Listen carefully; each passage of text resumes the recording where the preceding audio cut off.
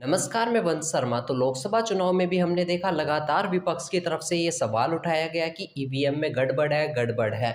और हरियाणा चुनाव जब संपन्न हुए, हरियाणा विधानसभा चुनाव, उसके बाद भी लगातार ये सवाल उठाया गया कि ईवीएम में गड़बड़ है, ईवीएम में गड़बड़ है और गड़बड़ के कारण बीजेपी जीत गई। इस तरह से लगातार सवाल उठाए जा रहे थे। कई सारे कांग्रेस नेता थे जिन्होंने इस प्रकार के सवाल उठाए थे कि ईवीएम में गड़बड़ी है और गड़बड़ी के चलते हुए बीजेपी जीत चुकी है। जिसके बाद आज chief election commission Rajiv Kumar का खुद का जवाब आया है, यानी इलेक्शन कमीशन ऑफ इंडिया का जवाब आया है।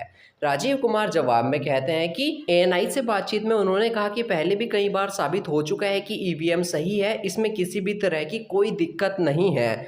हरियाणा विधानसभा में देखा, उसके बाद ठीक इन्होंने अब महाराष्ट्र और झारखंड में जो चुनाव होने वाले हैं उनकी आज तारीख ऐलान होने वाली है कि कब को चुनाव वो होने वाले हैं। उसका जवाब देते हुए आज राजीव कुमार ने बताया कि ईवीएम में कोई गड़बड़ नहीं है और जिससे साफ जाहिर होता है कि महाराष्ट्र और झारखंड के जो आगामी विधानसभा चुनाव है ये ईवीएम से ही होने वाले हैं। कांग्रेस नेता राशिद अल्वी ने भी एक बयान देते हुए कहा था कि महाराष्ट्र और जो झारखंड के अभी ये चुनाव होने वाले हैं ना, इन चुनाव को ईवीएम की बजाय बैलेट पेपर से कराया जाए। तो बैलेट पेपर से कराने का उन्होंने एक बयान दिया था, सोशल मीडिया पर दिया था, जब हरियाणा में बीजेपी की जीत हुई थी।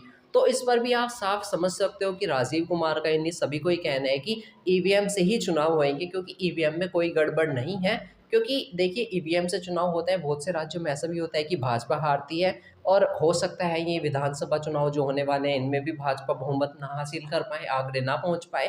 तो क्या तब भी कहोगे कि ईवीएम में ही गड़बड़ थी, इस कारण बीजेपी नहीं जीत पाई? अगर तब बीजेपी सवाल उठाती है कि ईवीएम में गड़बड़ की वजह से हम नहीं जीत पाए, तो वो सवाल भी क्या जायज़ होगा?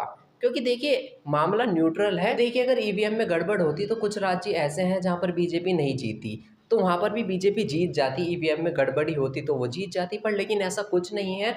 और इसी कारण आज chief election commission Rajiv Kumar का भी जवाब आया है कि ईवीएम में कोई गड़बड़ नहीं है। और इससे साफ जाहिर होता है कि महाराष्ट्र और झारखंड के जो आगामी विधानसभा चुनाव है वो ईवीएम से ही होने वाले हैं।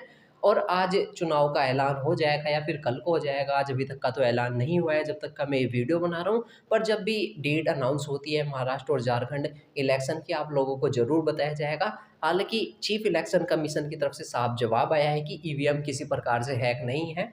बीजेपी अपनी बहुमत के चलते हुए हरियाणा में उसने अपनी सरकार बनाई और हो सकता है महाराष्ट्र और झारखंड में बनाए या ना बनाए, वो देखिए जनता के हाथ में है, जनता डिसाइड करेगी। इस बारे में आप क्या कहना चाहेंगे? अपनी राय हमारे साथ कमेंट के माध्यम से शेयर करें और वीडियो को लाइक करके चैनल को भी सब्सक्राइब जरूर कर दीजिए।